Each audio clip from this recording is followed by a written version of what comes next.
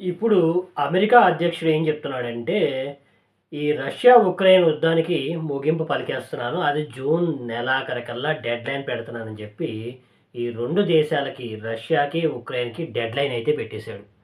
ఇప్పుడు పరిస్థితి ఎలా ఉందంటే, జూన్ నెలాఖరికల్లా యుద్ధం ముగించాల్సిందే అని చెప్పి ఫిక్స్ చేసేసాడు. దీనికి ప్రతిస్పందనగా జెలెన్స్కీ ఎవరు ఉక్రెయిన్ అధ్యక్షుడు జెలెన్స్కీ రెస్పాండ్ అవుతూ, మేము చర్చలకు సిద్ధంగానే ఉన్నాము అని చెప్పి ఓపెన్‌గా స్టేట్మెంట్ అయితే ఇచ్చాడు. అయితే ఇంతకుముందు అబుదాబిలో వీళ్ళకి చర్చలైతే కొనసాగినాయి. ఎవరెవరికి రష్యా అధ్యక్షుడు పుతిన్‌కి, జెలెన్స్కీకి, ట్రంప్‌కి వీళ్ళు ముగ్గురు కూర్చొని రౌండ్ టేబుల్ సమావేశం పెట్టుకొని అబుదాబిలో కూర్చున్నారు. కానీ చర్చలైతే సఫలం కాలేదు, విఫలం. మళ్ళీ వచ్చే వారం ఏం చేస్తున్నాడు ట్రంపు, మా దేశానికి రండి, అమెరికాకి రండి మీరిద్దరు. ఎవరెవరిని?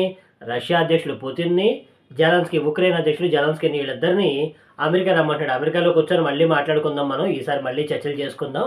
ఈ చర్చలు ఖచ్చితంగా ఫలిస్తాయి మనకి అని చెప్పి మళ్ళీ అమెరికాకి రమ్మంటున్నాడు. దీనికి ప్రతిస్పందనగా జెలెన్స్కీ నేను చర్చలకు సిద్ధమే, నేను వస్తున్నా అని చెప్పి చెప్పాడు. కానీ ఇక్కడ ఈయన మాత్రం పెద్దాయన రష్యా అధ్యక్షుడు పుతిన్ మాత్రం ఎటువంటి నిర్ణయం తీసుకోలేదు. ఆయన చెప్పాడు, ఓకే చెప్పాడు కదా చూద్దాం అన్నట్టుగా వదిలేసాడు.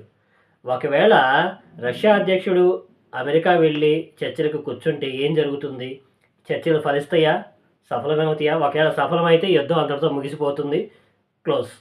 కానీ రష్యాకి కావాల్సిందేంటి? అక్కడ డాన్బాస్క్ అనే ప్రాంతం కంపల్సరీగా రష్యాకి కావాలి. మరి వీళ్ళు జెలెన్స్కీ వాళ్ళు ఇవ్వడానికి సిద్ధంగా ఉన్నారా? వాళ్ళు ఇవ్వడానికి సిద్ధంగా లేరు. ఇటు ట్రంప్ ఏం చేస్తున్నాడు?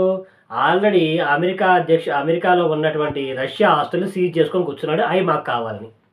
సో మరి చర్చలు ఇలా సాగుతున్నాయి. మరి ఎక్కడ ఎవరు తలొచ్చుతారనేది చూడాలి. మరి ఇది ఇన్ఫర్మేషన్ వచ్చే వీడియోలో